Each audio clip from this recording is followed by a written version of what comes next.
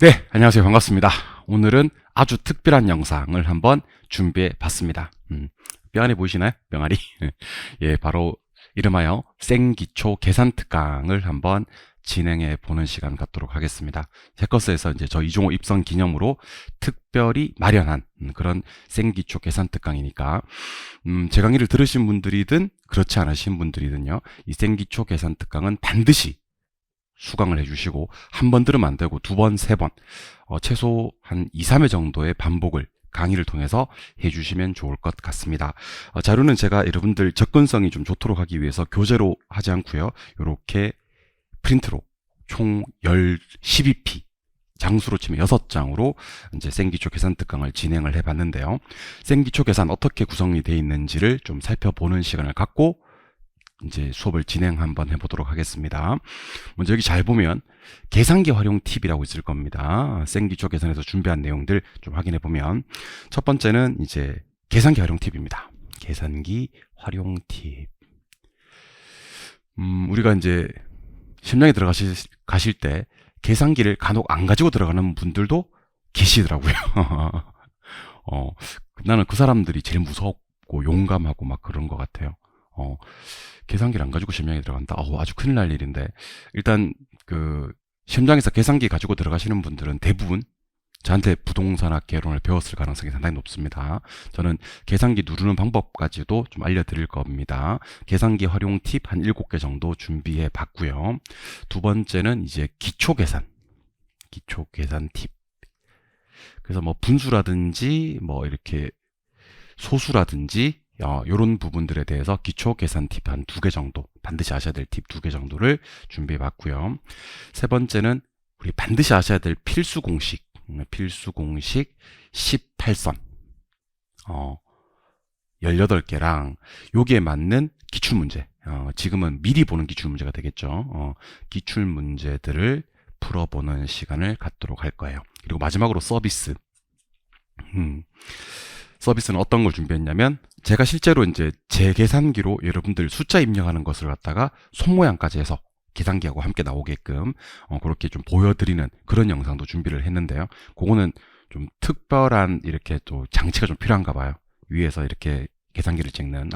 그래서 그 부분은 한 주 뒤에 아마 업로드가 될 예정입니다. 그래서 실제로 몇 번에 있는 1번에 있는 계산기를 입력하는 영상, 계산기 영상도 브록으로, 별책 브록으로 준비해 봤습니다. 그래서 여러분들 저랑 마치 같이 계산기를 한번 입력하는 것 같은 느낌이 들게끔 생동감 있게 한번 촬영해 볼 거니까요.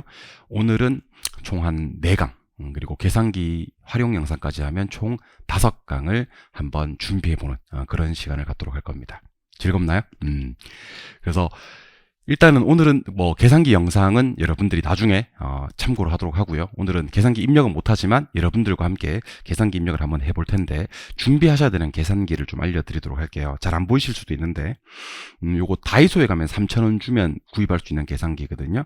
모델명은 A1 020349 모델입니다. 그러니까 계산기 구입하실 때는요, 다이소에서 계산기를 구입하신다는 전제하에서 말씀을 드리면, 반드시 GT 기능이 두 번째 보시면 GT 그랜드 토탈 기능이거든요. 여기 있었으면 좋겠고, 1억을 누를 때 0 2개짜리 1하고 0 2개짜리 4번만 누르면 8번이 완성이 되거든요. 그래서 여기 0 2개 있는지 없는지, 그래서 GT 확인하시고, GT 그랜드 토탈, 그리고 0 2개짜리 있는지를 꼭 확인해 주시면 좋을 것 같고요.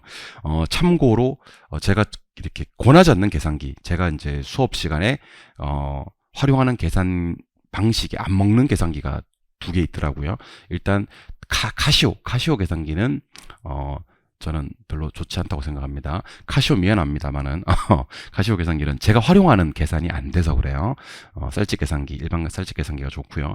공학용 계산기도 우리 부동산 공인중개사 시험에서는 좀 필요가 없습니다. 그리고 경우에 따라서는 롯데 캐논 계산기, 요거 3개만 빼고 나면요, 거의 모든 계산기가 제가 활용하는 계산 팁이 활용이 되더라고요. 그러니까 요 3개를 제외한 나머지 계산기들로 여러분들이 준비해 주시면 좋을 것 같다, 이렇게 기억을 해 주시면 좋을 것 같습니다. 아시겠죠? 그러면 지금부터 본격적으로 병아리. 네, 일로 오세요, 병아리들. 생기초 계산 특강 한번 시작해 보도록 하겠습니다. 이 계산 특강의 어떤 특징은 일단 계산에 대한 두려움, 공포감을 한번 극복해 보자. 나도 하니까 할 수 있겠구나. 저 정도면 할 만한데? 하는 느낌이 들 수 있게끔 그렇게 만들어 드릴 테니까 한 번에 막 이렇게 그런 과정까지 다 간다라는 느낌보다는요, 자기도 모르는 사이에 조금씩 조금씩 요 계산 문제 과정에 좀 스며든다 하는 느낌으로 따라와 주시면 좋을 것 같습니다. 아시겠죠? 예, 물론 한 번만에 스며드는 분도 계신데 한 두세 번, 서너 번 정도로 노출이 돼야지 스며드는 분들이 계시더라고요. 결국에는 다 스며들게 될 거니까요, 걱정하지 마시고 우리 열심히 한번 따라와 주시기 바랍니다. 아시겠죠? 같이 한번 출발해 볼까요? 출발. 자, 그럼 계산기 금액 넣어보기인데요. 우리가 배우시는 과목은 부동산 학인데, 부동산 구입할 때 34,000원 주고 구입했다, 13,000원 주고 구입했다, 그런 표현은 사실은 현실성이 너무 안 맞죠. 그래서 최소 단위가 거의 100만 원이에요. 최소 단위가 100만 원, 그리고 1000만 원, 1억, 10억인데 우리 계산기에 100만 원, 1000만 원, 1억, 10억을 실제로 금액을 입력해 볼 수 있고 있어야 되고요. 시험지에 나온 지문 숫자들을 읽을 수 있어야 되거든요. 그래서 100만 원은요, 1에 0이 몇 개 붙냐면 6개 붙어요. 2개짜리 3번. 100만 원. 그래서 0 3개당 이렇게 우리 컴마가 하나 들어가는 거 알고 계시죠? 그죠? 요게 100만 원이에요. 그러니까 바로 100만 원 읽을 수 있어야 되고요. 100만 원을 1, 0 2개짜리 3번 이렇게 해서 계산기 입력할 수도 있어야 됩니다. 1000만 원은 0 7개. 그래서 10 하고 어떻게 0 2개짜리 3번 하시면 되고요. 1억 많이 나오는 숫자입니다. 1억. 1억은 1억을 먼저 할까? 1은 1에다가 0 2개짜리 4번이고요. 1000만 원은 설명 잘못 드렸구나. 1000만 원은 10 하시고 0 2개짜리 3번. 1억은 1 하고 0 2개짜리 4번. 10억도 최근에는 시험에 진짜 많이 나옵니다. 10억. 서울 부동산 가격이 막 10억 넘는 부동산들이 엄청 많지 않습니까? 그죠? 10억은 딱 보고 요거 점이 이렇게 3개 찍히는 거예요. 콤마가 3개 찍히고 1 넣으면 바로 10억이 되고요. 0은 하나, 둘, 셋, 넷. 0 2개짜리 4번에 한 번 더. 총 9개가 0이 찍힙니다. 그래서 10하고 0 2개짜리 4번을 넣으면 10억이 되는 겁니다. 이거 나중에 제가 다 연습시켜 드릴 테니까 지금은 이렇게만 한번 보시고요. 그래서 300만 원을 금액에 한번 넣을 때 어떻게 넣냐면 3하고 0 2개짜리 3번. 300만 원. 2번 5천만 원. 5천하고 만원. 4억. 4하고 0 2개짜리 몇 번? 4번. 총 8개가 되겠지. 14억 3천만 원입니다. 이거 4네. 죄송합니다. 14억 3천만 원. 그러면 14. 14억 3천만 원인데? 왜 이래, 숫자가. 나중에 제가 수정해서 다시 보내드릴게요. 죄송합니다. 14억 3천만 원. 이렇게 드릴 수 있어야 되겠지. 14억 3천만 원. 그리고 최근에, 요거 좀 별 때려 주셔야 됩니다. 여러분들. 14억 3천만 원 말고, 요거 이제 2만만 원인데, 요게 2억입니다, 여러분들. 최근 출제 경향에 따르면 이렇게 단위를 1,000원 단위가 아니라 만원 단위 주는 경우도 엄청나게 많습니다. 그래서 만원짜리 2만 장, 만원짜리 2만 장 얼마? 2억입니다. 2하고 0 2개짜리 4번 딱 눌러주시면 됩니다. 그래서 적어도 우리 8개 300만 원, 5천만 원, 4억 원, 14억 3천만 원, 2억 3,793만 원, 6억 500만 원, 3억 250만 원, 2억 원. 요거 좀 기억을 하셔야 되는데, 요 6번, 7번도 별 하나 때려 주시고요. 실제로 시험에 6억 500만 원과 3억 250만 원을 입력을 못 하시는 분들이 생각보다 많아서요. 6억 500만 원과 3억 250만 원이 시험에 딱 떴어. 계산기 입력 못 하는 거야. 상당히 안타까운 일인데, 간혹 시험에 6억 500만 원이 시험에 뜨고 3억 250만 원이 시험에 뜨면 어떻게 입력을 하냐면 6억 계산기에 6억 0,500만 원 이렇게 입력하시는 겁니다. 0,000을 머릿속에 한번 넣으시면 좋아요. 3억 250만 원은 3억 0,250만 원 이렇게 계산기에 입력하시면 좋을 것 같습니다. 그래서 숫자 하나만 딱 대드릴게. 혹시 계산기에 5억 20만 원이 딱 떴어. 5억 20만 원. 그러면 계산기 어떻게 입력을 하시냐면 5억 0,020만 원 이렇게 한번, 없는 숫자지만 여러분들이 0,100 이렇게 한번 연습을 하시면 좋을 것 같습니다. 우리 차근차근 천천히 해드려야 되니까 다시 한번 더.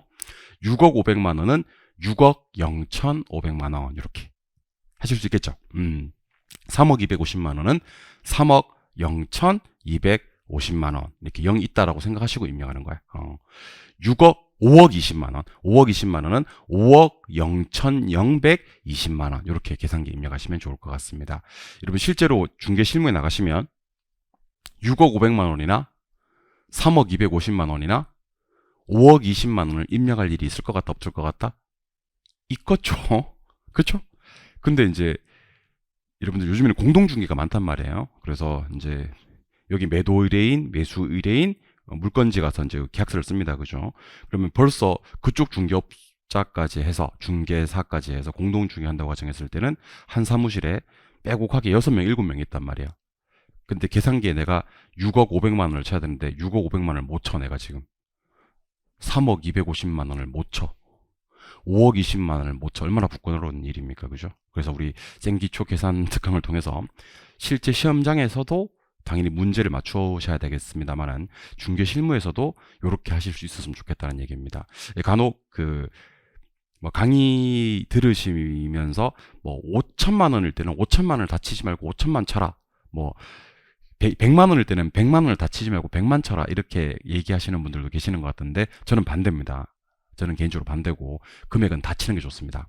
다 치는 게. 그래서 왜냐하면 간혹 시험장에 가시면 1억 2천하고 11억 2천이 한꺼번에 나오는 경우도 있고 실제로 5억하고 5천만 원이 하나의 이렇게 오지선다에 각각의 지문으로 나오는 경우도 있더라고요. 그래서 저는 계산기 출력값과 여러분들이 실제로 체크하는 답이 일치했으면 좋겠거든요.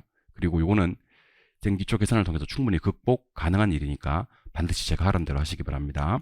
그래서 제가 제 생각에는 조심하셔야 될 건 6억 500만 원, 3억 250만 원, 2만만 원, 2만만 원, 2억이라 그랬어요. 요거 계산기에 넣어 보시는 연습을 좀 한번 해보실 거고요. 최근 10년간 나왔던 그 금액 중에서 조금 특이할 만한 금액들을 제가 쭉 한번 써봤거든요. 첫 번째는 계산기에 한번 넣어보기.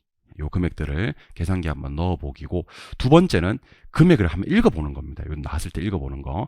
연습 1은 우리 마지막 시간에 하는, 실제로 제가 제 손모양으로 계산기 입력하는 시간에 하도록 하고요.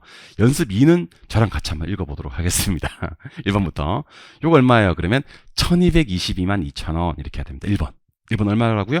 1222만 2천원. 단위 보고 읽는 거야. 진짜 1, 10, 100, 1000만 하다 걸려봐 진짜 큰일 납니다, 여러분들. 앞으로 장차 공인중개사가 되실 분들이 1, 10, 100, 1000만 하고 있으면 큰일 난다고. 자기 지금 따도 문제라니까. 딱 보자마자 1222만 2천원. 요거는요 3억 6천 40만 원 할 수 있어야 됩니다. 어떻게 해요? 3억 6천 40만 원. 요거는요 조심하자 그랬지. 이거 12,000만 원 그러면 안 된다 그랬잖아. 1억 2천만 원. 3번 이거 1억 2천만 원입니다. 4번은요 이거 35회 때 나왔던 지문이야. 35회 때 나왔던 지문 1억 9,320만 원. 4번 이거 1억 9,320만 원 못 읽어서 예먹은 사람들이 상당히 많다니까. 생기초에서 이런 것들을 깔끔하게 해결하자는 겁니다. 5번은요 조심하셔야 돼요. 요거 점 콤마가 몇 개 찍혀 있어요? 3개 찍혀 있죠. 그럼 요거는요 15억 5,200만 원 이렇게 읽는 거야. 15억 5,200만 원. 요런 거 조심하셔야 됩니다. 요거는요 1,019만 7천 원 이렇게 읽는 겁니다. 6번 1,019만 7천 원.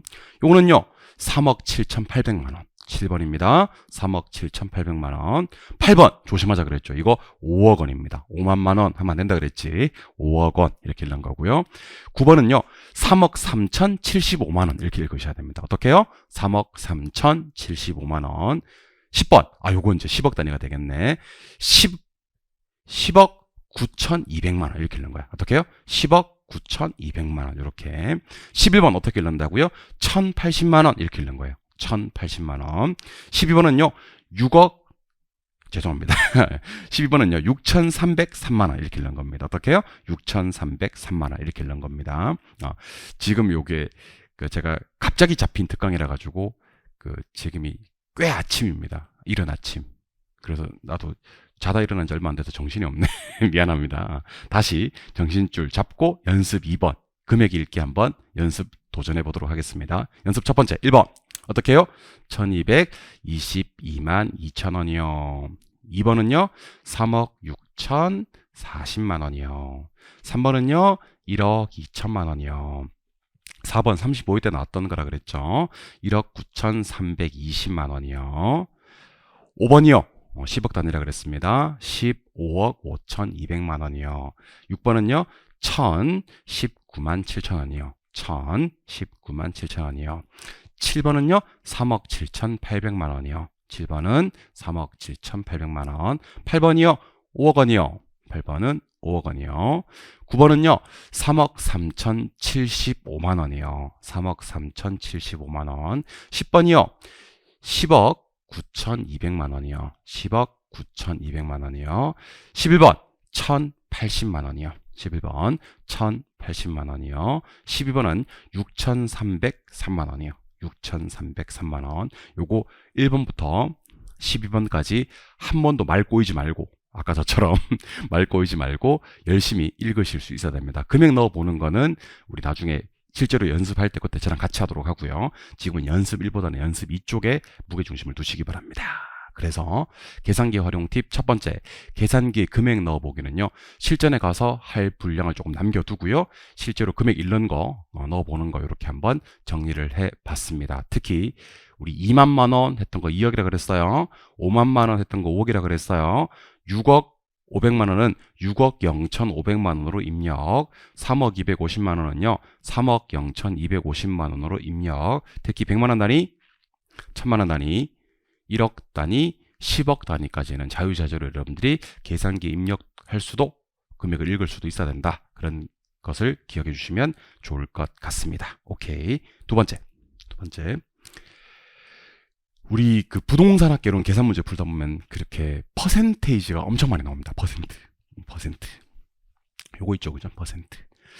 계산기에서는 퍼센트를 어떻게 이제 입력을 하고 우리가 개념을 정리할까? 일단 여러분들 숫자 퍼센트 곱하기 숫자 퍼센트를 계산할 때는요, 여기 이제 계산기 모양이야. 계산기 입력할 때는요, 첫 번째는 퍼센트를 안 눌러. 숫자 곱하기 숫자 퍼센트 이렇게만 누르면 돼. 다시 한 번 더. 숫자 퍼센트 곱하기 숫자 퍼센트를 해야 될 일이 있을 때는요, 계산기 입력할 때는 첫 번째는 퍼센트를 뺀다.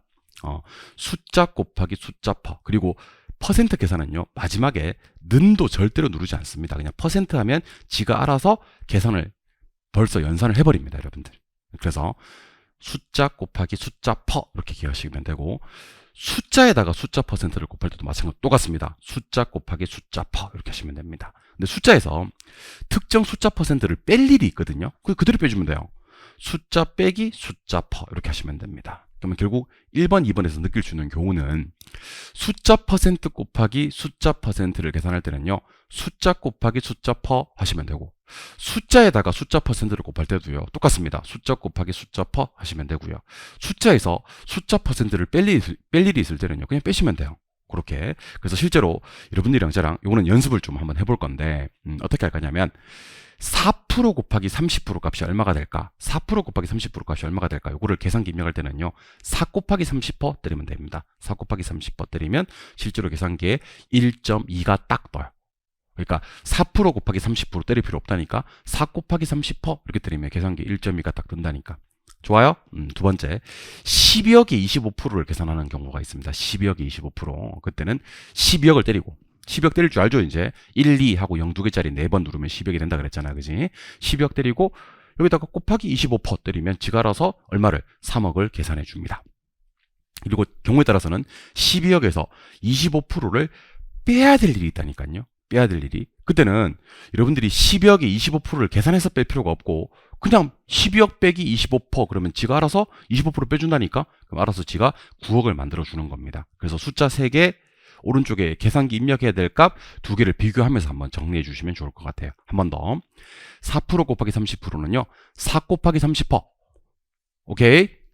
12억에 25% 계산할 때는요, 12억 곱하기 25%. 오케이. 12억에서 25%를 뺄 일이 있을 때는요, 똑같습니다. 12억 빼기 25%. 그럼 지가 알아서 25%를 빼준다. 기억을 하시고요. 아직은 안 배웠는데, 생기초니까 제가 이거 다 설명 좀 드릴게요. 가능총소득이라는 게 있어요. 여기서 공시를 빼면 일단은 유효총소득이 나와요.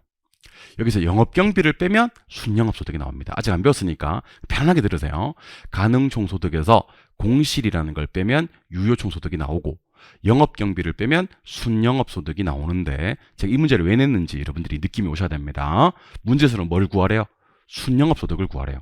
가능총소득이 얼마래? 2억이래. 그러면 가능총소득 2억. 자, 2에다가 0 2개짜리 이렇게 때려주면 되겠지. 2억. 2억을 때리고 빼기 5% 때리면 돼요. 그럼 쥐가 알아서 유효총소득을 계산해 준다니까. 근데 여기서 뭘 빼면 영업경비를 빼면 순영업소득이 나온다 그랬잖아. 그럼 요 값에다가 그냥 또 빼기 35%를 때린다니까. 그래서 여러분들이 계산기 입력해야 될 값은 이것만 때리면 돼요. 2억 빼기 5%한 다음에 그 값에다가 그냥 바로 빼기 35% 때려버리면 지가 알아서 1억 2,350만 원을 만들어준다니까. 이해하셨죠? 그래서 여러분들은 앞으로 가능총소득에서 공실을 빼서 유효총소득을 구할 때 이걸 구해서 빼는 게 아니고 계산기 자체에서 2억 빼기 5% 해서 유효 구하고, 이 유효거든 이게, 빼기 또 35% 해서 순영업소득을 한 방에 구해낼 수가 있게 되는 겁니다. 이해하셨죠? 그래서 다시 한 번 더, 퍼센트를 계산기에 입력할 때는요, 숫자 퍼센트 곱하기 숫자 퍼센트를 계산할 때는요, 숫자 곱하기 숫자 퍼, 금액에다가 숫자 퍼센트를 곱할 때도요, 금액 곱하기 숫자 퍼, 금액에다가 퍼센트를 뺄 때는요, 그대로 빼주면 된다. 구해서 뺄 필요가 없다 하는 것까지를 기억해 주시면 좋을 것 같습니다. 이것도 제가 제 마지막 시간에 실제로 제 손 모양 한 거 가지고 여러분들과 함께 눌러보는 시간 갖도록 할 거니까요, 그때 가서 제대로 한번 또 진행해 보도록 하겠습니다. 세 번째, 계산기 활용 팁 3. 따단. 암산, 퍼센트 암산입니다. 퍼센트 암산. 여러분들 요게 얼마죠? 이제 또 돈 못 읽고 그러면 좀 그래요. 일십 백천만 하다 걸려봐. 요거 얼마요? 10억. 요거 얼마요? 요거 6억. 요거 얼마요? 7천만 원. 요거는 얼마요? 2천만 원. 이렇게 얘기할 수 있어야 됩니다. 근데 여기 10억인데 10억에 가격 상승률이 3%야. 그러면 가격 상승분이 얼마야? 이렇게 계산을 해야 될 일이 진짜 많다. 막 천지빛깔이다 진짜. 그럼 여러분들 제가 10억의 3%를 빨리 계산하는 방법을 좀 알려드리도록 하겠습니다. 별건 없고 암산할 때 10억의 30%를 계산해 주시는 겁니다. 먼저 10억의 30%는 얼마죠? 3억이죠. 이것도 어려우면 안 돼. 10억의 30% 얼마? 3억. 그 결과값에서 0을 하나 빼주는 겁니다. 왜 마지막에서 0을 빼야 되냐면요, 우리가 계산해야 될 건 30%가 아니고 3%니까. 그러니까 3% 계산할 때는요, 30% 계산한 다음에 0 하나 빼주면 된다니까. 그러면 2%는 어떻게 계산하겠어? 20% 계산한 다음에 0 하나 빼주면 되는 겁니다. 별거 아닌데 요거 계산하면요, 주변 사람들이 오씨 공부하더니만 너 실력 많이 늘었다 그런다니까. 아시겠어요? 자, 10억의 3% 어떻게 계산한다고요? 10억의 30%, 3억의 결과값에서 0을 하나 빼서 얼마요? 3천만 원이 10억의 3% 계산입니다. 자, 그러면 6억의 4%는 어떻게 계산해야 될까? 요령은 전과 동. 6억의 4%는요, 6억의 40%를 계산한 다음에 결과값에서 0을 하나 빼주면 됩니다. 6억의 40%는 6, 4, 24에서 2억 4천이거든요. 0 하나 빼서 얼마요? 2,400만 원 이렇게 주는 겁니다. 그래서 3% 계산과 4% 계산은요, 30%와 4%를 계산하지, 3%와 4%를 직접 계산하지 마시고요, 30%와 40%를 계산한 값에서 결과치에서 0 하나 빼준다라는 느낌이 중요하고요. 특히 우리 부동산학에서 5%, 이거 진짜 많이 나옵니다. 정말 뭐 징할 정도로 많이 나오거든요. 5%가 제일 쉬워요. 5%는 50% 계산한 다음에 0 하나 빼주면 되거든. 그래서 어떤 느낌으로 문제 푸시냐면요, 절반 값에서 0 하나 빼준다, 절반 값에서 0 하나 빼준다라는 느낌이 중요합니다. 그래서 여러분들 7천만 원의 절반이 얼마지? 3,500. 오케이? 0 하나 빼주면 얼마? 350만 원 하시면 되는 겁니다. 오케이? 그러면 여러분들 5%는 너무 중요하니까 저랑 다른 거 한번 해봅시다. 혹시 다 죽었어 나 이제. 나 말리지 마. 8억 4천만 원에 8억 4천만 원에 5%를 한번 계산해 봅시다. 그러면 여러분들 절반 50% 계산합니다. 그럼 얼마요? 4억 2천만 원이 되겠고, 맞아요? 결과치에서 0 하나 뺀다 그랬잖아. 그럼 얼마요? 4,200만 원 이렇게 해주시면 되는 겁니다. 이해하셨죠? 이거 절반 얼마요? 8억 2천. 8억 4천의 절반 4억 2천. 4억 2천의 영하나 빼면 얼마요? 4,200만 원. 요게 5%가 되는 겁니다. 별거 아닌데 외부에서 봤을 때는 와, 그거 어떻게 그렇게 빨리 계산했어? 그런다니까. 아시겠죠? 심심한데 한 번 더 해볼까? 6억 6천만 원에 5%. 6억 6천의 절반이 얼마지? 3억 3천이지. 결과값에서 0 하나 빼라 그랬지. 3,300만 원 이렇게 하시면 됩니다. 3억 3천의 결과치 0 하나 날리면 3,300만 원.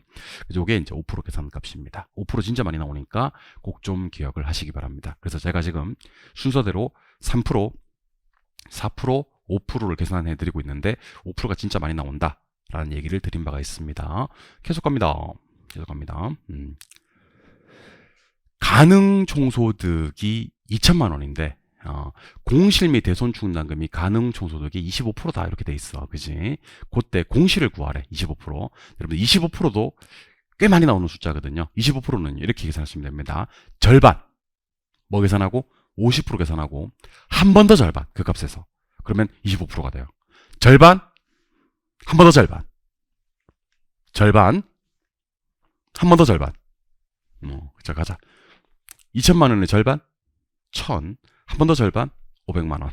요게 이제 25% 계산이 되는 겁니다. 아시겠죠? 다시. 2천만 원의 절반. 1,000. 한 번 더 절반. 500만 원. 요게 이제 25% 계산 값이야. 생기초니까 수리 능력이 좀 있는 분들은요. 뭐 저런 걸 강의해 라고 생각하실 수가 있겠지만 그냥 한번 따라와 봐요. 쓸만한 것들도 몇 개 있어요. 아시겠죠? 나도 어떨 때는 자괴감이 들고 그렇다. 그러니까 생기초니까 진짜 기초부터 다 한번 해볼 겁니다. 자, 한번 해볼게요. 혹시 시험에서 6억에 25%를 계산하라 이렇게 얘기를 했어. 6억의 절반은 얼마고요? 3억이고요. 이 3억의 한 번 더 절반 1억 5천만 원입니다. 1억 5천만 원이 6억의 25%가 되는 겁니다. 절반 한 번 더 절반. 절반 한 번 더 절반이 25% 계산값입니다. 아시겠죠? 9억도 한번 가볼까? 9억. 9억은 너무 어렵나? 8억 가볼까? 8억. 8억이 25% 계산은요. 절반 얼마요? 4억. 그것의 또 절반 2억이 8억의 25% 계산값입니다. 4분의 1 값이란 얘기예요, 사실은. 그래서 이렇게 한번 계산해 보시고 총정리를 다시 한번 해드리면 자, 3%, 4%, 5%를 계산할 때는요. 30%, 40%, 50%를 계산하신 다음에 결과값에서 0 하나 뺀다라는 거. 특히 5%는요. 절반에서 0 하나 뺀다라는 느낌이 중요할 것 같고요. 25%는 절반 그리고 한 번 더 절반 이렇게 한번 기억해 주시면 좋을 것 같습니다. 좋고요. 그래서 우리 아까 말씀드렸지만 4%에서 30% 곱할 때는 계산기 입력할 때는 어떻게 한다고요? 4 곱하기 30% 이렇게 하는 거고요. 12%에다가 20% 곱할 때는요. 계산기 입력할 때는 12 곱하기 20% 이렇게 계산해 주시는 거고요. 4% 곱하기 70% 계산할 때는요. 4 곱하기 70% 이렇게 계산해 주시면 되고요. 12 곱하기 60% 이렇게 해주시면 계산이 됩니다. 그런데 이것도 제가 암산한 우리 지금 뭐니까 퍼센트 암산이니까 계산기를 안 쓰고 암산하는 방법을 한번 소개해 드릴 작정입니다. 계산기를 안 쓰고 소개를 한번 해 드릴 작정입니다. 마음의 준비 잘 하시고 한번 어떻게 공부하시는지 알려드릴게요. 여러분들 여기 4가 있고요. 여기 12가 있어요. 그죠? 4의 절반이 얼마죠? 4의 절반이 2조.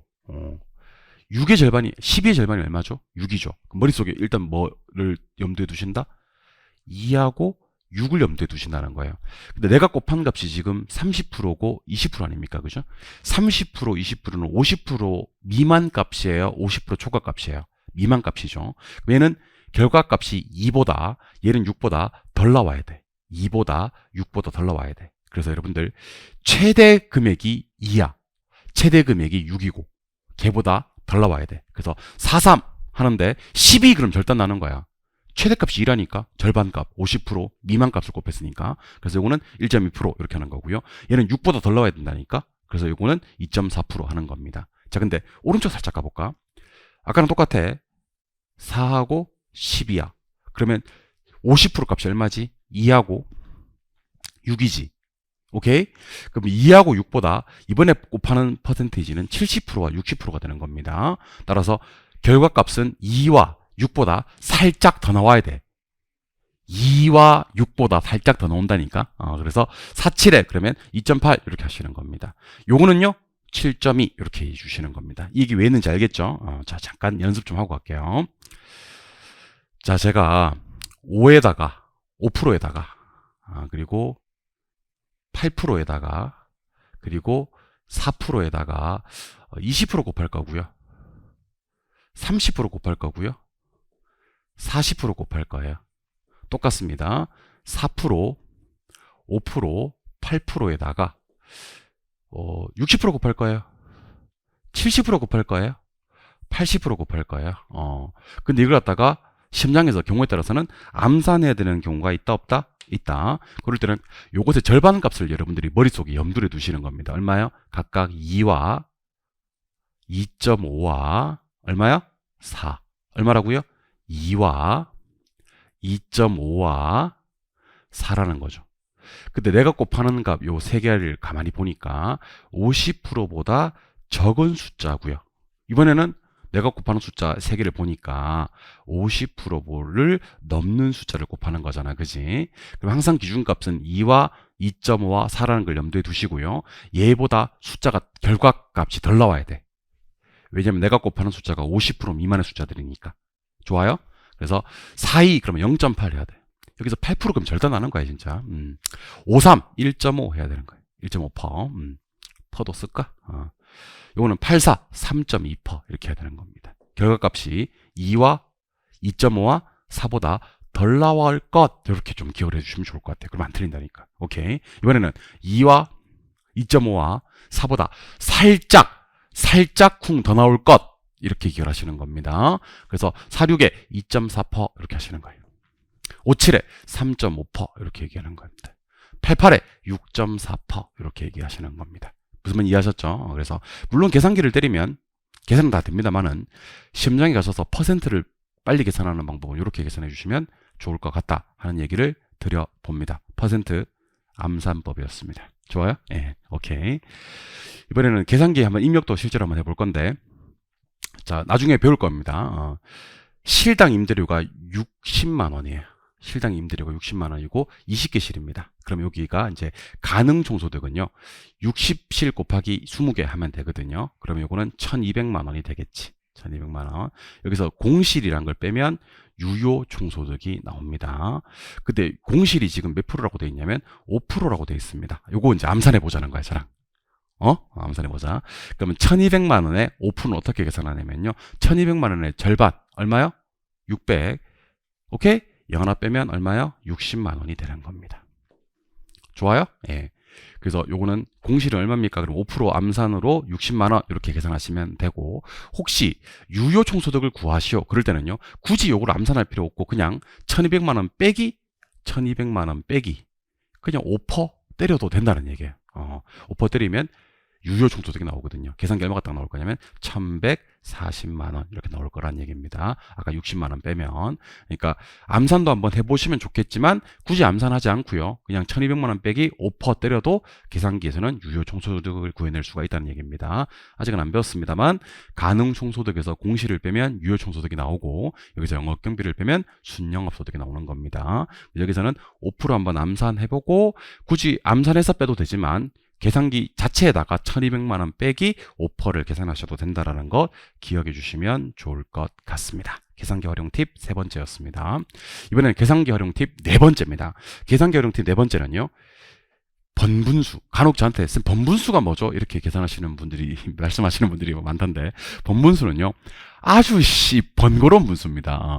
분모분의 분자는 분수라고 하고요. 분모분의 분자분의 또 분모분의 분자가 번분수가 되는 겁니다. 자, 번분수는 원래 계산할 때 어떻게 계산하냐면 가운데 두 개 걸 곱해요. C 곱하기 B를 곱해서 분모로 내리고요. 첨가 마지막 걸 곱해요. 그래서 위로 올리거든요. 다시 한 번 더. 그러면 2분의 3분의 5분의 6. 요게 번분수인데 요거 어떻게 계산하냐면 3호 분모로 내립니다. 15. 6이 12. 그래서 12, 15 이렇게 하시면 돼요. 15분의 12가 되는 거지. 근데 계산기에 입력하실 때는 요러면 조금 시간이 더 걸릴 수도 있어. 오히려 곱하고 또 뭐 여기 곱하고 곱하고 해야 되니까. 그래서 계산기 입력할 때는 자, 잘 보세요. 처음과 마지막 걸 곱해주고요. 제일 위에 거랑 제일 밑에 걸 곱해주고요. 가운데 두 개를 순서대로 나눠주는 연습을 하시는 게 계산기 입력값에서는 훨씬 빨라요. 그래서 어떤 느낌이냐면 번분수 계산입니다. 이거 곱하기 이거 나누기 이거는 하시면 돼요. 한 번 더 훅 지나간다. 이거 곱하기 이거 나누기 이거는 하시면 됩니다. 마지막 이거 곱하기 이거 나누기 이거는 하시면 됩니다. 그래서 어떻게 하시냐면 D 곱하기 A 나누기 C 나누기 B는 하시면 돼요. 이건 어떻게 한다고요? 6 곱하기 2 나누기 5 나누기 3는 때리면 됩니다.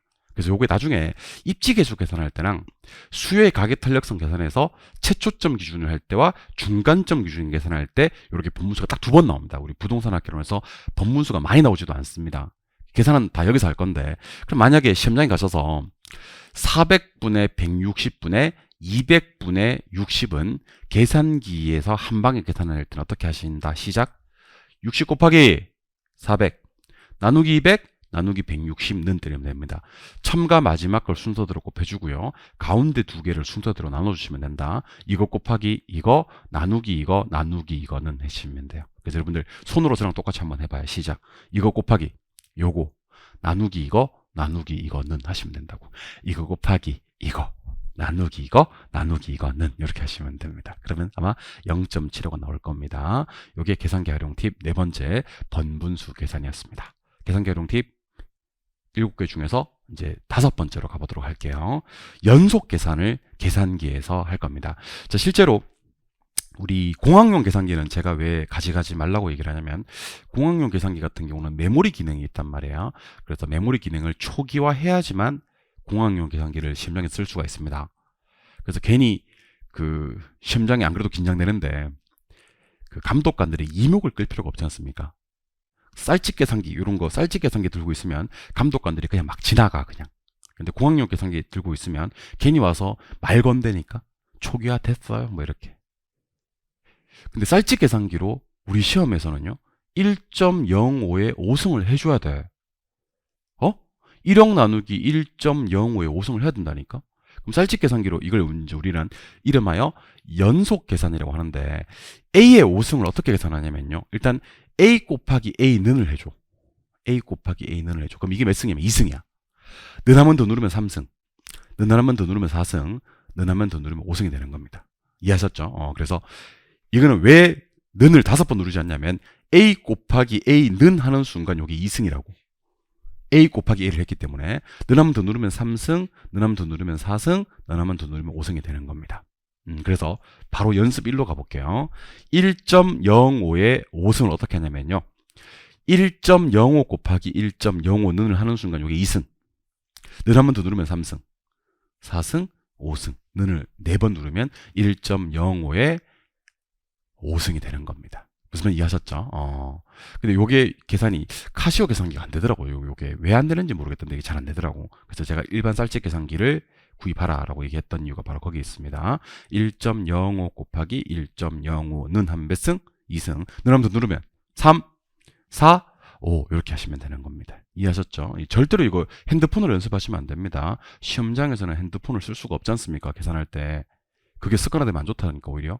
계산기 빨리 준비해 주셔야 됩니다. 오케이. 그리고 여러분들 A 나누기 1.1의 5승을 어떻게 계산하냐면요, A 나누기 1.1는 하면 이게 1승이야. 이게 1, 2, 3, 4, 5. 이건 5번 눌러줘야 됩니다. 그래서 아까 거는 4번만 누르더니만 이번에는 왜 5번 누르지? 아까는 1.05 곱하기 1.05였기 때문에 그런 거고요. 지금은 만약에 1억을 1.07에 5승으로 나누려면요, 1억 나누기 1.07은 하는 순간 이게 1승이라니까. 그래서 는 한번 더 누르면서 2승, 3승, 4승, 5승. 얘는 진짜 5번을 눌러줘야 되는 겁니다. 이게 연속 계산 두 번째입니다. 연속 계산은요, 곱하기 할 때랑 나누기 할 때가 다르다라는 생각을 하셔야 되는 겁니다. 곱하기 할 때는 1.05 곱하기 1.05는 하는 순간 벌써 2승으로 출발하는 건데, 1억 나누기 1.07은 하는 순간 이거는 1승이기 때문에 는을 한 번 더 누르면서 2승이 시작된다라고 생각하시면 좋을 것 같습니다. 각각의 답이 요게 나와야 되고요. 이거 다시 한번 제가 나중에 연습 한번 시켜드리도록 하겠습니다. 오케이, 계속 갑니다. 계속 갑니다.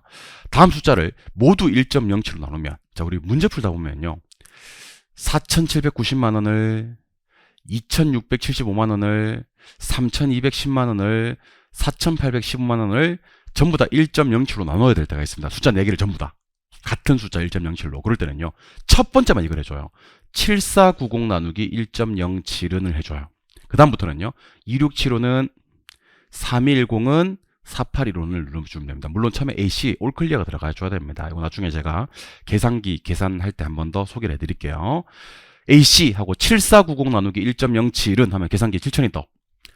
또 2675 나누기 1.07을 할 필요 없다니까 2675부터는 그냥 넘만 누르면, 자, 계산기가요.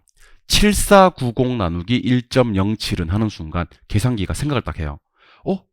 우리 주인님이 어떤 숫자를 1.07로 나누고 싶어하는 것 같은데? 라고 생각한다니까. 똑똑하지. 그 다음부터는요. 숫자 넘만 눌러주면 지가 알아서 1.07로 나눠줍니다. 그래서 나누기 1.07은 하는 시간을 줄이자는 거야. 오케이? 그래서 똑같은 숫자 4개를 1.07로 나누기 위해서는요. AC, 올클리어 7490 나누기 1.07은 7000 나올 거야. 7000 위에다 치는 거야. 2675는 2500 나올 거야. 그 위에다 치는 거야. 3210은 3000 나올 거야. 그 위에다가 4815는 눌러주면 됩니다. 그럼 지가 알아서 요걸 계산해 준다. 계산기 활용 팁 6번째. 와, 그 GT 기능입니다. GT가 이제 우리가 그랜드 토탈이라고 해서 앞에 연산 값을 모두 다 이제 지가 더해주는 연산을 해주는 것을 그랜드 토탈이라고 하는데, 여기서는 적극적으로 AC를 쓰셔야 됩니다. AC가 뭐냐면 올 클리어, 앞에 것과 단절을 얘기하는 거야. 여기 보면 제 계산기 기준으로는요, 저 우측 상단에 여기 온 AC가 있습니다. 여러분들 이거 눌러주고 시작하는 겁니다. 근데 제가 어떤 얘기 드린 적이 있냐면 5% 곱하기 40%를 계산기에 입력할 때는 숫자 곱하기 숫자파 한다 그랬잖아. 그지? 그럼 어떻게 한다고요? 5 곱하기 40% 이렇게 때리는 거야. 그럼 계산기 얼마가 뜨냐면 2가 딱 떠. 그 위에다 치는 거야. 10 곱하기 60%를 때리는 거야. 그러면 계산기 얼마가 뜨냐면 6이 딱 떠. GT 누르면 지가 알아서 요 2값과 지가 알아서 요 6값을 더해줘. 그 계산기 얼마가 딱 뜨냐면 8이 딱 뜬다니까. 오케이? 그래서 어떻게 한다고요? 계산기 입력할 때는 AC 5 곱하기 40% 10 곱하기 60% GT 누르면 지가 알아서 이 두 개를 더해서 8%를 계산합니다. 그래서 아직은 안 배웠습니다만 잘 들어봐. 이런 거 재밌어요. 솔직히 말하면 재미없어요. 근데 재밌다고 생각하고 문제 푸는 거야. 자, 이런 자료가 나왔을 때 기대수익률을 구하라 이런 문제가 뜨는 거야. 자, 기대수익률 어떻게 구하냐면요. 우리 지금은 편안하게 보는 거예요. 생기초야, 생기초 병아리. 비관적, 정상적, 낙관적의 확률하고요. 수익률을 곱해서도 하는 건데 이게 다 퍼센트야. 그럼 어떻게 계산하냐면 AC 30 곱하기 4% 때리면 계산기에 1.2가 딱 뜬다. 그 위에다가 바로 치면 돼. 1.2 위에다가 50 곱하기 8% 이렇게 때린단 말이야. 그럼 계산기에 4가 딱 뜬다. 20 곱하기 13% 이렇게 때린단 말이야. 그럼 계산기 2.6이 딱 뜬다. 그리고 GT를 눌러줍니다. 그럼 지가 알아서 요 연산값 을 더해줍니다. 그래서 계산기에는 7.8이 딱 뜨게 돼 있습니다. 그래서 여러분들은 숫자 퍼센트 곱하기 숫자 퍼센트를 어떻게 하기로 했다? 숫자 곱하기 숫자 퍼 하기로 했지 않습니까? 그죠? 그래서 요거는 어떻게 문제 푸냐면, 자, 잘 들어요. AC 30 곱하기 4%, 50 곱하기 8%, 20 곱하기 13%, GT 누르면 계산기 한번 조작해. 10초 만에 답을 지가 구해줘 버립니다. GT 좋아요. GT 잘 활용하시면 그 옆에 사람들은 깜짝깜짝 놀랍니다, 여러분들. 지금까지 연산값을 전부 다 더해주는 연산, 그랜드 토탈 기능을 GT라고 합니다. 그리고 연습 두 번째, 요거는 아직 안 배웠는데 나중에 이제 배울 겁니다. 자, 잘 들어봐요. 토지의 환원율이 3%래요. 토지 환원율이 3%, 건물의 환원율이 5%래요. 토지와 건물의 가격 구성 비율이 60%대 40%래요. 이때 이 부동산의 종합 환원율을 구하라. 나중에 뒤에 가서 오늘 결판을 낼 거예요. 이거 계산 문제 풀 거거든. 어떻게 해야 되냐면 요거 곱하고 요거 곱해서 두 개를 더 주시면 돼요. 그럼 계산 입력할 때는 어떻게 하냐면 앞에는 퍼센트 안 보신다 그랬어. AC부터 눌러야 돼. AC 3 곱하기 60%, 5 곱하기 40%, 그리고 뭐야? GT. 계산기 입력해야 될 값은 딱 요거 AC 3 곱하기 60%, 1.8 딱 뜰 거야. 1.8 위에다 쳐야 돼. 5 곱하기 40%, 계산기 위에 딱 2가 딱 뜰 거야. 거기다가 뭐예요? GT 눌러주면 지가 알아서 3.8%를 계산해 줍니다. 오케이. 숫자 곱하기 숫자 퍼, AC부터 누르고, 숫자 곱하기 숫자 퍼, 숫자 곱하기 숫자 퍼, GT. 위에는 숫자 곱하기 숫자 AC부터 누르고, 숫자 곱하기 숫자 퍼, 숫자 곱하기 숫자 퍼, 숫자 곱하기 숫자 퍼, GT. 이렇게 하시면 됩니다. 제일 재밌는 게 연습 3번인데 아직은 안 재미있을 겁니다. 요게 제일 재밌는데 여러분들은 경우에 따라서는요 2,000원을 1.1에 1승으로 한번 나누고 1.1에 2승으로 한번 나눈 값을 더해야 될 때가 있습니다. 요거는 계산기 어떻게 입력하냐면 잘 들어. AC부터 AC 2,000 나누기 잘 들어요. 1.1은 하면 저게 나와. 첫 번째 거. 는을 한번 더 누르잖아. 그럼 저게 나와. 두 번째 거. GT 누르면 돼. 끝. 요게 이해가 되면 정말 좋은데, 요거는 사실은 제가 빼려고 하다가 넣었어요. 생기초에서는 이게 잘 이해를 못 하더라고. 그러니까, 원래 이제 일반인들은 이걸 어떻게 하냐면, 2000 나누기 1.1 해서 값 적어 놓고, 2000 나누기 1.1에 2승해서 그 값 적어 놓고 두 개를 더 한단 말이야. 문제 풀다 지쳐서 막 잠이 들고 막 그래요. 깨지 않고 막 그런다니까. 근데 어떻게 하시면 되냐면 2000 나누기 AC부터 AC 2000 나누기 1.1는 첫 번째 저게 나와. 두 번째 거 구하는 방법은 는 한번 더 누르면 된다 그랬어. 두 번째 연산이 이거야. 오케이? GT 누르면 지가 알아서 요 값과 요 값을 그랜드 토탈해서 더해준다니까. 아마 3, 4, 7일 얼마 정도 나올 겁니다. 3, 4, 7일이 나온다는 것을 기억해 주시기 바랍니다. GT 좋아요. GT 엄청 좋습니다. 여러분들 GT 적극적인 활용 부탁드리겠습니다. GT 좋아요? 좋아요? 예, 고마워요. 이번에는 계산기 활용팀 마지막입니다. 요거는 나중에 이제 그 원가법 이런 거 계산할 때 이해가 될 것 같긴 한데, 자, 잘 봐요. 나중에 우리가 세전현금 흐름을 구한 다음에 여기서 영업소득세라는 걸 빼게 돼요. 그러면 세후현금 흐름이 구해지거든.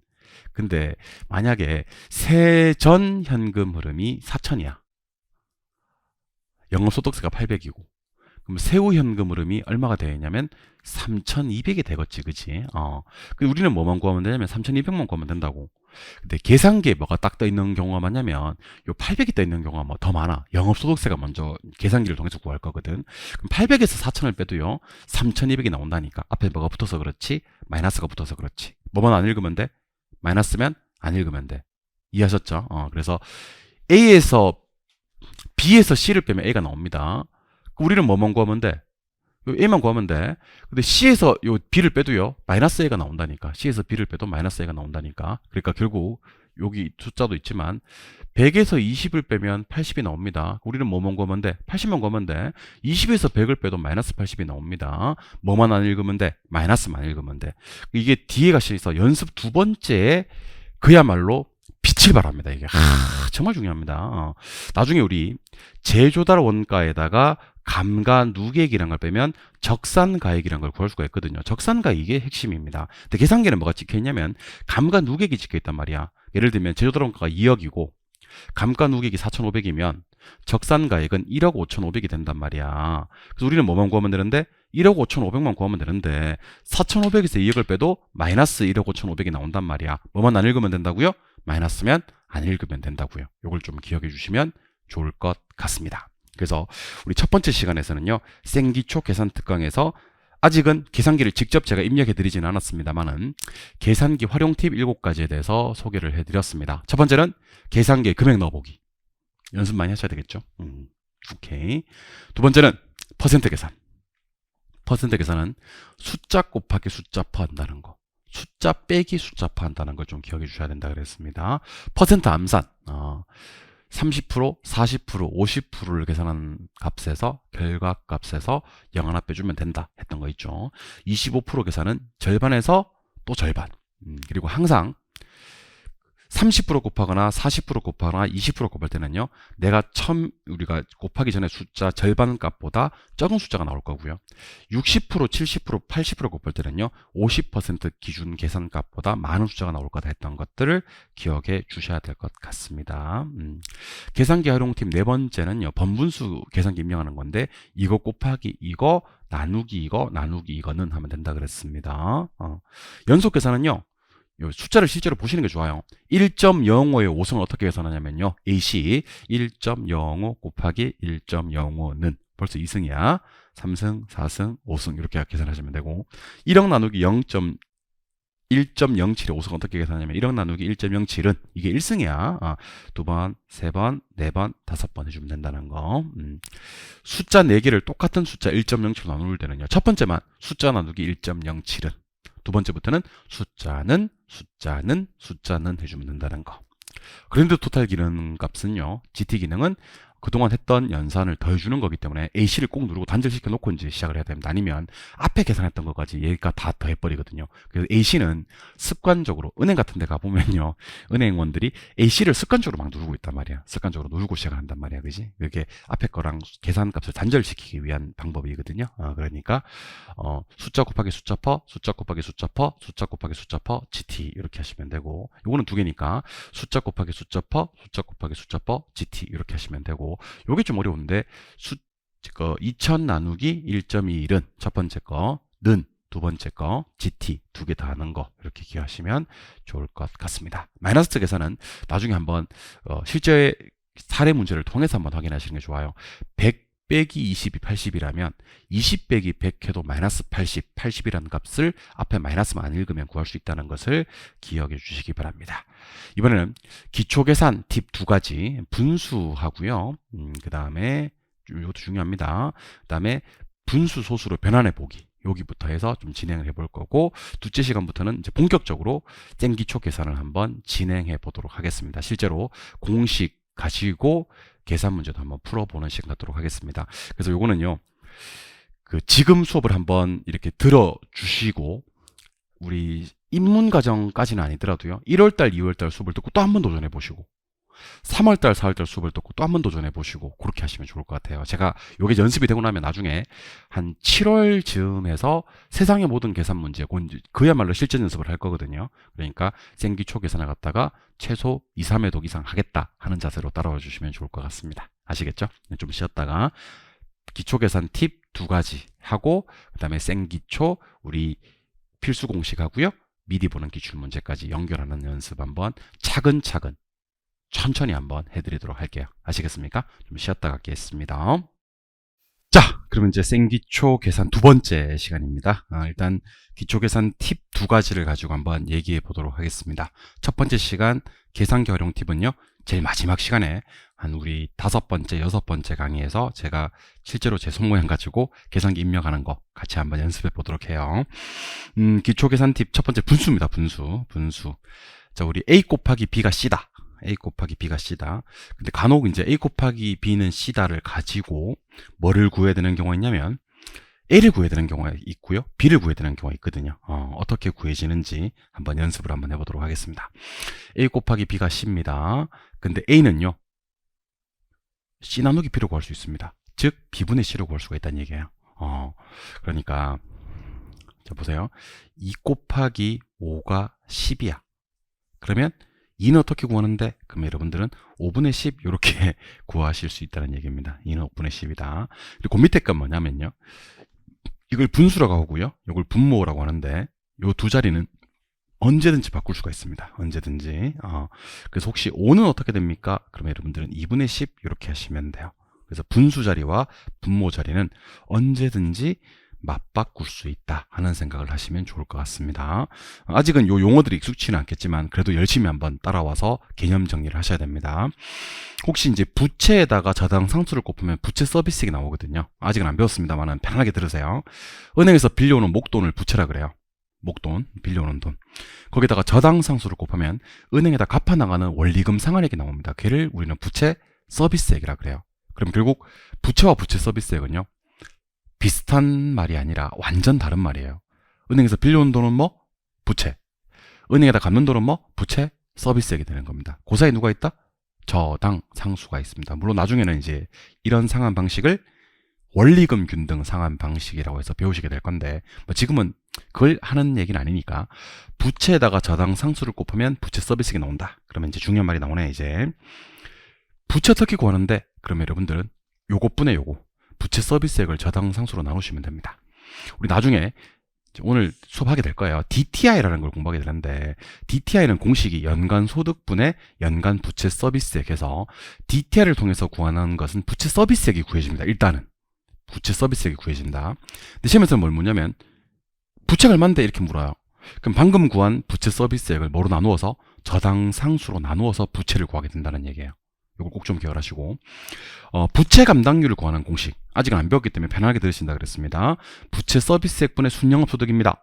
근데 간혹 여러분들 부채 서비스액을 어떻게 구합니까? 라고 물으면요, 부채 감당률분의 순영업소득이다 하셔도 괜찮습니다. 항상 분수 자리와 분모 자리는 맞바꿀 수 있다 그랬습니다. 여기 어디에서 한 번 더 나오냐면, 이게 상당히 중요한데, 어림셈법에 가면 승수법이라는 게 있거든요. 아직 유효는 말은 필요 없고 총소득 승수라는 게 있습니다. 총소득 승수는 총소득분의 총투자액인데, 간혹 시험에서 총소득 어떻게 구하는데 이렇게 묻기도 해요. 그럼 여러분들은 총소득 승수로 총투자액을 나눠버리면 됩니다. 항상 요 분수와 분모 자리, 분수와 분모 자리는 맞바꿀 수 있다 하는 생각을 기본적으로 하시면 좋을 것 같습니다. 그래서 실제로 문제를 예시를 3개를 보면서 내용 접근을 시도해 보도록 하겠습니다. 자, 아까 DTI에 관한 공식은 연간 소득분의 연간 부채 서비스액이라 그랬죠. 근데 이 사람 지금 소득이 얼마냐면 5천만 원이에요. 5천만 원. 근데 DTI 비율이 40%래요. 그럼 일단은 우리가 DTI를 통해서 구하는 것은 뭐냐면 부채 서비스액이 구해집니다. 시험에서는 뭘 묻냐면 대출 가능액, 이게 두 글자로 부채거든요. 부채를 묻는단 말이야. 그럼 일단 부채 서비스액을 먼저 구하자. 5천만 원에 40%니까 2천만 원이 되겠죠. 2천만 원. 여기다가 저당 상수 꼭 0.1로 나눠줘야 됩니다. 그러면 2억 이렇게 해서 뭐가 나온다? 부채가 나오는 겁니다. 그래서 여러분들은 머릿속에 이 생각을 하시는 겁니다. 부채 서비스액 구해도 괜찮아요. 걔를 뭐로 나눠주면? 저당 상수로 나눠주면 뭐가 나온다? 부채가 나온다는 겁니다. 부채에다가 저당 상수를 곱하면 부채 서비스액, 부채 서비스액을 저당 상수로 나눠버리면 부채가 된다는 것을 기억해 주시고요. 뒤에 가셔서 공식 그대로 나오거든요. 한번 연습해 주시면 좋을 것 같고요. 두 번째, 순영업소득이 2억 원이다. 부채 감당률이 4다. 이때 부채 서비스액 얼마인데? 잠깐만. 부채 감당률이라는 걸 구하는 공식, 위에 공식이 있으니까 부채 감당률을 구하는 공식은 부채 서비스액분의 순영업소득입니다. 지금 순영업소득이 얼마라고요? 2억이라고요. 부채 감당률 얼마고요? 4고요. 부채 서비스액을 어떻게 구해지는데 요거 순서 바꾸시면 돼요. 부채 서비스액은요, 순영업소득 나누기 부채 감당률을 하시면 돼요. 2억을 서로 나눠버리면 됩니다. 그럼 얼마요? 5천만 원 이렇게 하시면 되고, 연습 세 번째, 이거는 최근에 아주 유행하는, 시험에서 아주 많이 나오는 형태입니다. 아까 제가 총소득 승수라고 제가 쓸게요. 총소득 승수는 어떻게 구하냐면 총소득분의 총투자액이다 라고 얘기 드린 바가 있습니다. 근데 지금 자료에 보니까 총투자액이 얼마래? 총투자액이 15억 원이래. 진짜 많이 나오는 형태입니다. 총소득 승수는 얼마? 6. 근데 우리가 뭘 구해야 돼? 총소득을 구해야 돼. 그러면 여러분들 재빨리 계산기에다 대고 15억 나누기 6을 나눠주시면 됩니다. 그럼 계산기 얼마가 뜬다고요? 2억 5천만 원이 뜬다. 이렇게 기억해 주시면 좋을 것 같습니다.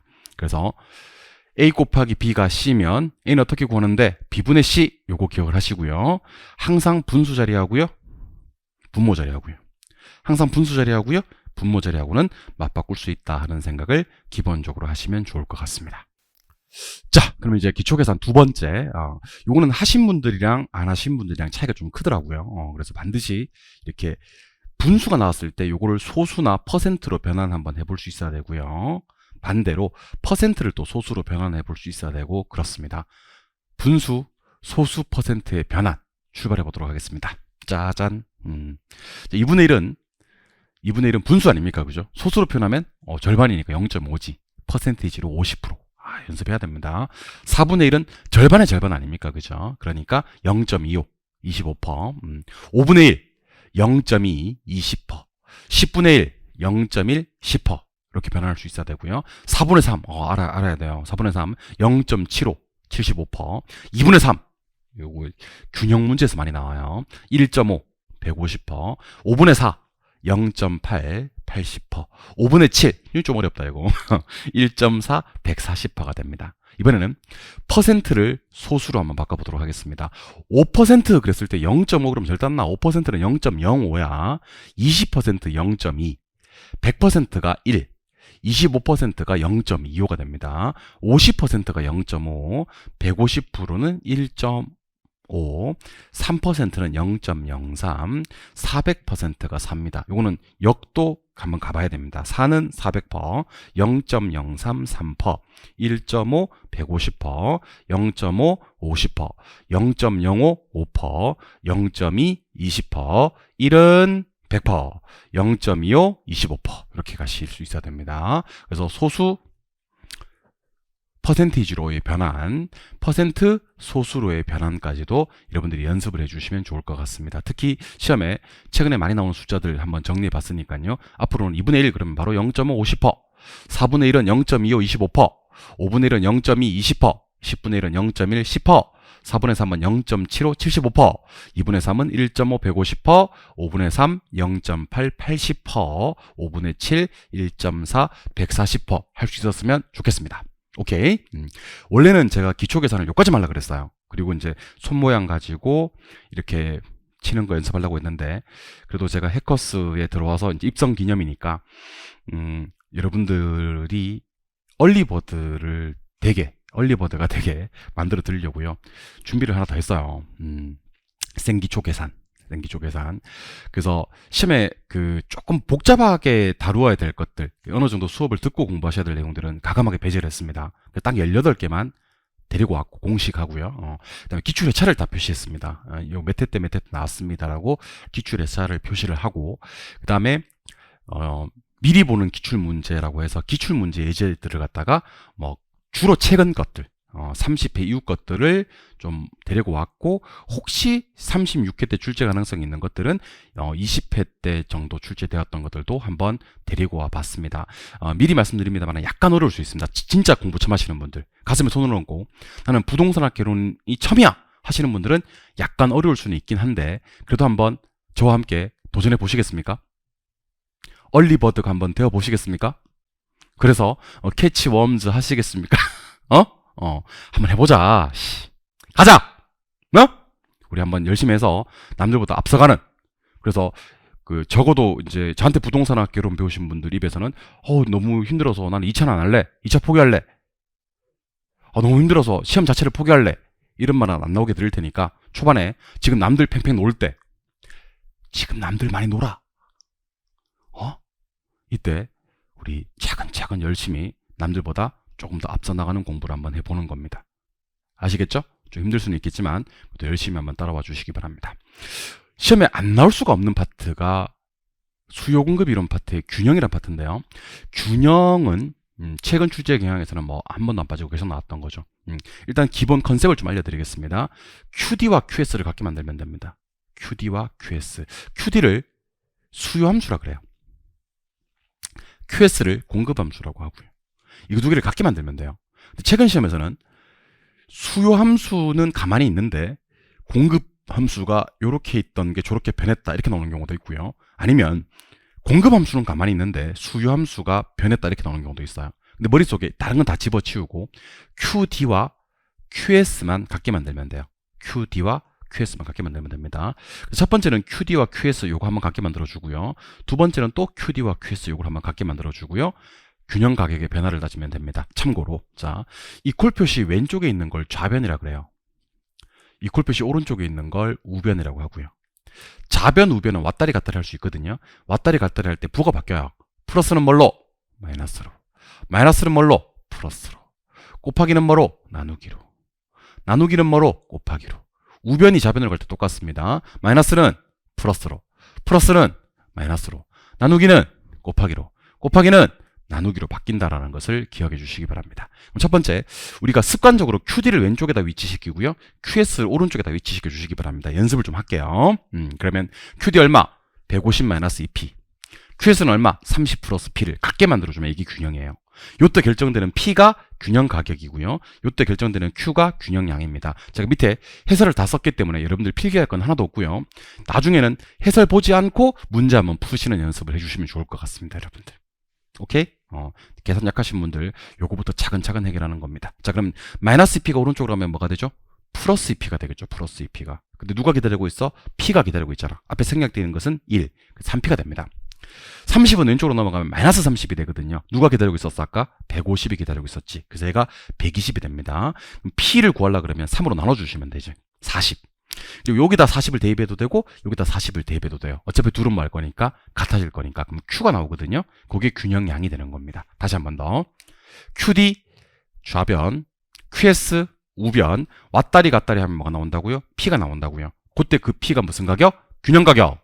P를 대입해서 구해지는 Q가 있을 건데 걔를 갖다가 균형 양이라고 합니다. 가격은 40, 양은 70이 됩니다. 오케이. 이번에는 QD는 그대로 있는데 QS가 바뀌었대. 그러면 QD 그대로 바뀐 QS를 갖게 만들어주는 겁니다. 그래서 150-2P는 똑같고 QS가 바뀌었으니까 30 플러스 2P로 변하는 거지. 넘어가면 몇 P? 4P 플러스 2P가 되니까 넘어가면 120. 그럼 P는 30이 되고요. Q는 90이 되는 겁니다. 그럼 가격은 40 하던 게 30이 됐기 때문에요. 가격은 10 하락 이렇게 읽어요. 나중에 배우실 겁니다.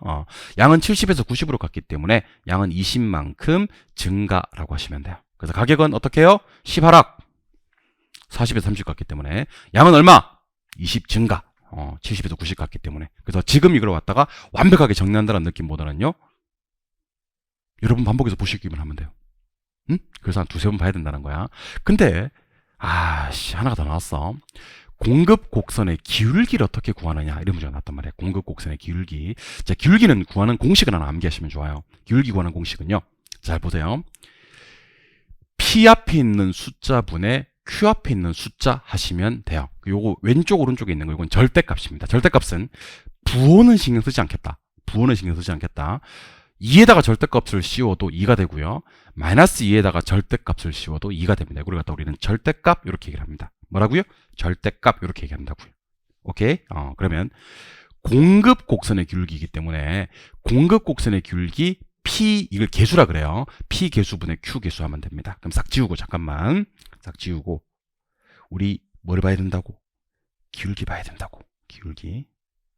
잠깐만요. 기울기 보러 갑시다. 싹 지우고. 오케이. 자, 공급 곡선의 기울기이기 때문에 공급 함수만 보면 됩니다. 공급 함수에서 뭐 앞에 있는 숫자분의 P 앞에 있는 숫자. 여기 P 앞에 1이 있어. Q 앞에도 1이 있고. 지금 숫자 없는데 없으면 1이야. 우리 1000만원 그러지 1천만원 그러지 않거든. 만원 그러지 1만원 그러지 않거든. 100원 그러지 100원 그러지 않거든. 앞에 생략되는 말이 1이야. 그래서 기울기 구하는 공식은 P 앞에 있는 숫자분의 Q 앞에 있는 숫자. 여기는 1분의 1이 됩니다. 얘는 2분의 1이 됩니다. 그럼 기울기는 얼마에서? 1에서 2분의 1로 갔단 말이야. 그래서 기울기는요. 1에서 2분의 1로 갔기 때문에 2분의 1만큼이 감소되었다. 이렇게 얘기를 하시면 돼요. 기울기는 2분의 1만큼이 감소되었다. 이렇게 얘기하시면 됩니다. 그래서 지금 암기 코드 하나만 적용할게요. 우리가 P 앞에 있는 숫자분의 Q 앞에 있는 숫자가 수요 공급 함수에서 기울기 구하는 공식입니다. 그러면 잘 안 외워진단 말이야, 이게. 그래서 기울기는 위에 뭐가 올라가는지만 기억하시면 돼요. 분모보다는 분자에 무게중심을 두고. 그래서 기울기는 위에 Q가 올라간다라고만 기억하시면 돼요. 그래서 Q에서 끝맺음 하면 돼요. P 앞에 있는 숫자분의 Q 앞에 있는 숫자 1분의 1. P 앞에 있는 숫자분의 Q 앞에 있는 숫자 2분의 1. 1에서 2분의 1로 갔기 때문에 2분의 1 감소 이렇게 하시면 되거든. 그래서 기울기는 분자에 Q가 올라간다 해서 기 Q 이렇게 암기하시면 돼요. 어떻게 해요? 기 Q. I say 기, you say Q 한번 해주시겠습니까? 한번 해보시겠습니까? 나는 기 할 테니까 여러분들은 Q 한번 해주시기 바랍니다. 마치 이렇게 영화 감독이 Q 사인을 주듯이. 자, 기 Q 하고 있나? 기 Q 기억을 하시기 바랍니다. 수요 공급 함수에서 기울기 구하는 공식은요. P 앞에 있는 숫자분의 Q 앞에 있는 숫자 Q를 위로 올린다 라고 생각하시면 좋을 것 같습니다. 나중에 이거 가지고요. 기울기하고 탄력성의 관계가 반비례 관계라서요. 거미집 이론에 가면 탄력성의 크기 구할 때는 반대로 탄력성은 위에 막 올라갑니까? 그러면 P가 올라간다 이렇게 얘기도 할 겁니다. 탄 P 할 때 한 번 더 기Q를 소환해 오도록 하겠습니다. 기Q, 기Q, 기Q, 기Q, 기Q, 기Q를 기억해 주시면 좋을 것 같습니다. 좋아요? 오케이. 이번에는 연습 한번 해보세요. 예. 생기초 두 번째. 좀 어렵다, 이거는. 솔직히 좀 어렵습니다. 그래도 어떡합니까? 한번 해봐야지. 생기초 두 번째는 수요와 관련되는 탄력성을 구하는 공식입니다. 요건 뭐 거의 해마다 나오는 내용이죠. 근데 수요와 관련되는 탄력성은 종류가 몇 가지가 있냐면, 세 가지가 있습니다. 수요의 가계 탄력성, 수요의 소득 탄력성, 수요의 교차 탄력성이 있는데, 오늘은 다른 거 다 집어치우고 수요의 가격 탄력성하고 수요의 교차 탄력성만 좀 소개를 해드리겠습니다. 자, 마음의 준비를 하시고 잘 들어보세요. 수요의 가격 탄력성을 구하는 공식은요. 자, 일로 한번 와보세요.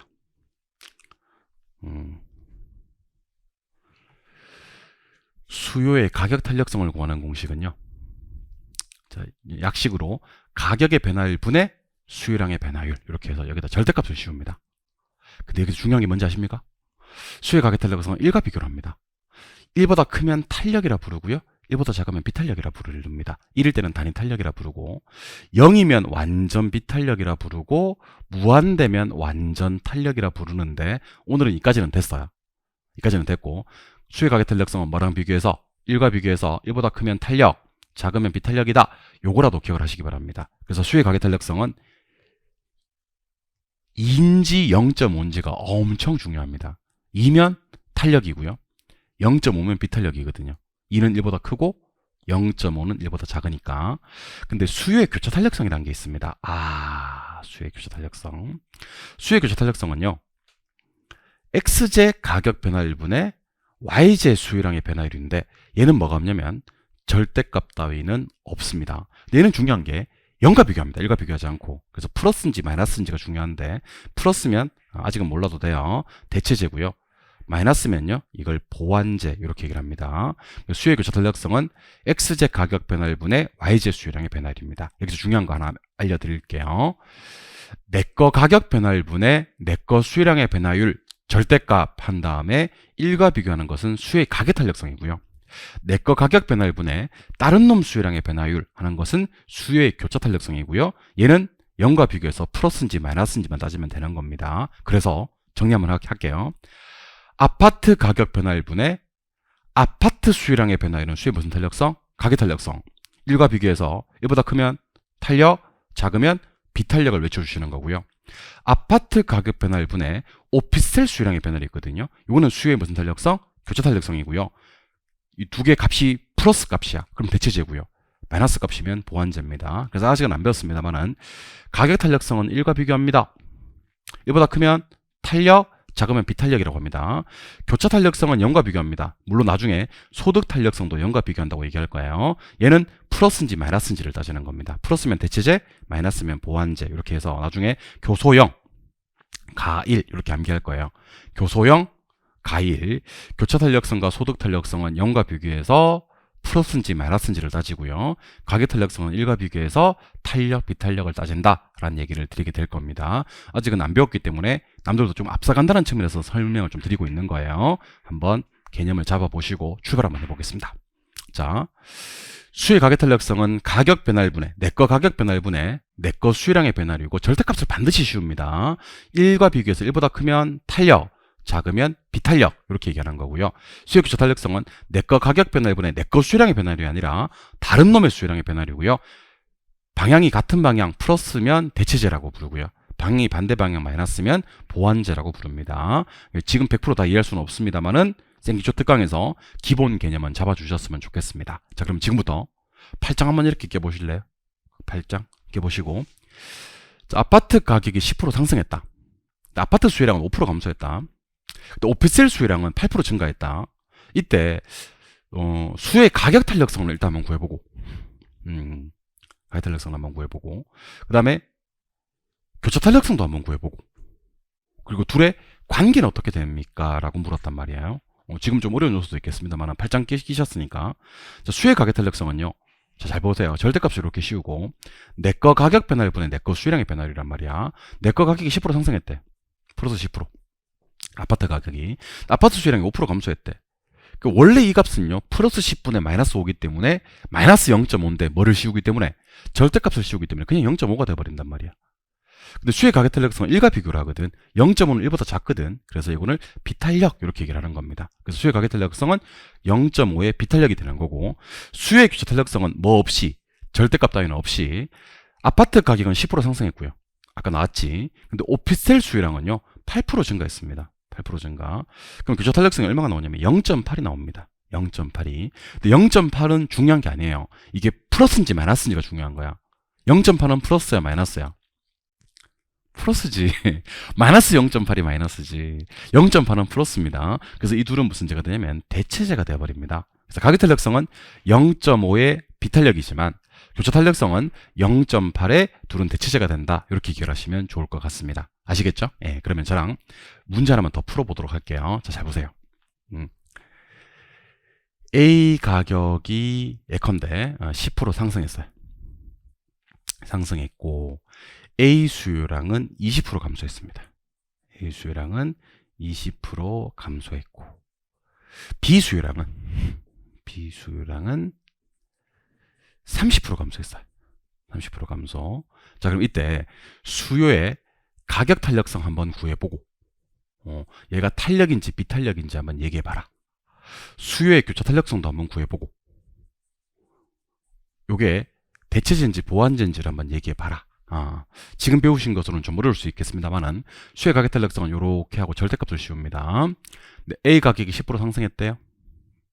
A 수요량이 20% 감소했대요. 감소할 수밖에 없어. 이게 수요 법칙이라서. 그러면 가격 탄력성은 2가 나와요. 왜 2가 나오죠? 절대값 때문에. 2면 1보다 크기 때문에 탄력 이렇게 얘기하는 겁니다. 이해하셨죠? 교차 탄력성은 절대값 없고요. A 가격은 10% 상승했고 B 수요량은 30% 감소했습니다. 그럼 교차 탄력성이 마이너스 3이 나온단 말이에요. 얘는 절대값이 없기 때문에. 교차 탄력성이 마이너스면요, 얘를 보완제다 이렇게 얘기를 하는 겁니다. 선생님 아까는 그냥인데 왜 지금은 마이너스 3이? 아까는 절대값 덕분에 2가 나왔고요. 지금은 절대값이 없기 때문에 플러스고 마이너스고 만나면 마이너스 3이 나오는 그런 내용이 되는 겁니다. 이해하셨죠? 절대값 씌워버리면 부호가 그냥 다 플러스로 되어버리고요. 절대값을 안 씌워버리면 플러스와 마이너스가 만나면 결과값은 마이너스가 됩니다. 아시겠죠? 플러스가 나오거나 마이너스가 나와야지 결과값이 플러스가 나오고요. 맞불 되면 전부 다 결과값은 마이너스가 된다는 것을 기억해 주시면 좋을 것 같습니다. 나중에 해결 다 되니까 지금은 이런 게 있구나 라는 것을 기억해 주셔야 되고요. 하나만 더 해보도록 하겠습니다. 자, 지금 하는 게 잘 들어요. 자, 수요의 가격 탄력성이라는 게 있고 수요의 교차 탄력성이라는 게 있는데 시험에서는 주로 대체제가 많이 나와요. 그래서 저는 대체제를 가정하고 한번 내용을 설명드려 볼게요. 수요의 가격 탄력성은 가격 변화율 분의 수요량의 변화율 절대값 그랬잖아요. 그죠? 예, 오케이. 수요의 교차 탄력성은 X제 가격 변화율 분의 Y제 수요량의 변화율인데 절대값 따위는 없습니다. 그래서 사실 여기 생략되어 있는 말은 X제 가격 변화율 분의 X제 수요량의 변화율은 수요의 가격 탄력성이고 X제 가격 변화율 분의 Y제 수요량의 변화율은 수요의 교차 탄력성이다. 이렇게 기억을 하시면 좋을 것 같아요. 아시겠습니까? 네, 그러면 자 보세요. 가격이 올랐어요. 그리고 대체제 가격이 올랐어요. 그럼 수요량이 어떻게 됩니까? 라고 물으면 자 노란색으로 바꿀게요. 가격이 오르면 수요량은 줄어요. 쌤 왜 줄어요? 그러면 안 돼요. 무조건 줄어요. 이게 수요 법칙이에요. 수요 법칙은 비싸면 안 산다는 거예요. 수요 법칙은 비싸면 안 산다는 거예요. 가격 플러스하면 수요량은 무조건 마이너스예요. 근데 대체제는요. 한 놈 가격이 상승할 때 다른 놈 수요량이 플러스가 나와요. 그리고 요거랑 요거 두 개 계산한 것을 우리는 뭐라 부르냐면 전체 수요량의 변화율이라고 불러요. 전체 수요량의 변화율. 그럼 시험에는 이제 대표 문제를 하나만 저랑 3자는 거예요. 자, 전체 수요량의 변화율 그러기도 하고 수요량 전체 변화율을 구하라 하는 경우도 있는데 어떻게 처리하시면 가장 좋냐면 가격 올렸을 때 뭐 되는 수요량과 마이너스 되는 수요량과 대체제 가격 올렸을 때 뭐 되는 수요량 플러스 되는 수요량 이걸 머릿속에 박아 놓으시기 바랍니다. 다시 비싸면 안 사거든. 가격 올렸을 때 마이너스 되는 수요량과 대체제 가격 상승시켰을 때 플러스 되는 수요량을 계산하는 값을 뭐라 부른다고요? 전체 수요량의 변화율이라고 부른다고요. 뭐라고 한다고요? 전체 수요량의 변화율이라고 한다고요. 그래서 이거 갖다가 머릿속에 기억하신 다음에 예제 2번 요거는 따끈따끈합니다. 올해 나왔던 문제입니다. 수의 가계 탄력성은 0.99. 교차 탄력성은 0.5다. 근데 소형 아파트 가격이 2% 상승하고 오피스텔 가격이 5% 상승했을 때 수요량 전체 변화율은 그랬습니다. 방금 했던 거. 자, 가격 상승했을 때 뭐 되는 수요량과 마이너스 되는 수요량과 대체재 가격 올렸을 때 플러스 되는 수요량을 계산한 값을 전체 수요량의 변화율 또는 수요량 전체 변화율이라고 한다는 겁니다. 그래서 여러분들 이걸 머릿속에 어떻게 생각하시냐면 가격 탄력성이 0.9야. 교차 탄력성은 0.5고 가격은 몇 프로 올랐냐면 아파트 가격은 2% 올랐고요. 오피스텔 가격은 5% 상승했다고 되어 있습니다. 그 다음에 이제 이걸 물으면 대답해야 됩니다. 2구 그러면 마이너스 1.8 해주셔야 돼. 가격 올리면 수량은 준다. 근데 5 플러스 2.5 해주셔야 돼. 대체재 가격 올리면 수량은 는다. 이거 계산하게 되면요 플러스 0.7이 나온다고. 그래서 정답은 전체 수량의 변화율은 0.7% 증가가 답이 되는 겁니다. 한 번만 더. 지금은 어렵죠, 그죠? 예. 한 개도 안 어려워요. 아직 우리가 수요 법칙과 대체재를 몰라서 그런 거예요. 가격 올랐을 때 마이너스 되는 수요량과 대체재 가격 올렸을 때 플러스 되는 수요량 두 개를 계산한 값을 전체 수요량의 변화율 또는 수요량 전체 변화율로 한다는 겁니다. 그래서 여러분 여기서는 제일 중요한 게 가격 올리면 수요량 마이너스 돼요. 요거랑 대체재 가격 올리면 수요량 플러스 돼요.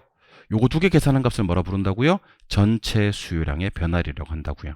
그래서 29 마이너스 1.8 55 플러스 2.5 전체 플러스 0.7 0.7을 전체 수요량의 변화율이라고 한다. 봤던 기억만 있으면 돼요. 나머지는 뒷감당은 제가 하도록 하겠습니다. 그래서 여러분들 수요 공급 이론에서 반드시 출제가 된다고 보여지는 균형하고요. 수의 탄력성을 정리해 봤는데 아직까지 요 밑에 예제 문제가 좀 어려우신 분들은 예제 문제까지는 가지 마시고 우리 QD와 QS를 같게 만들었을 때 균형이 나오고 기울기 구하는 공식은 기Q 해서 구하는 거다. 요거랑 두 번째 수요와 관련되는 탄력성이 3개가 있긴 한데 오늘은 몇 개만? 2개만. 수요의 가격 탄력성을 구하는 공식은 가격 변화율분의 수요량의 변화율이고 가격 올렸을 때는 수요량이 마이너스 된다. 요거 기억하시고요. X제 가격 변화율분의 Y제 수요량의 변화를 따지는 것이 수요의 교차 탄력성이라고 하는데 교차 탄력성은요 대체제 가격이 상승되었을 때 수요량은 플러스 된다. 요거 좀 기억하시고요. 수요의 가격 탄력성은 1과 비교해서 1보다 크면 탄력, 작으면 비탄력을 따지는 거라면 수요의 교차 탄력성은 X제 가격 변화율분의 Y제 수요량의 변화를 따지는 건데 얘는 뭐를 따져서 플러스인지 마이너스인지를 따져서 대체제, 보완제를 구분해낸다 하는 것을 기억해 주시면 좋을 것 같습니다. 이해하셨죠? 정리를 하시고 생기초 세 번째 거미집 이론으로 가도록 할게요. 거미집 이론은 여러분들이 치르시는 여기 빠져있네.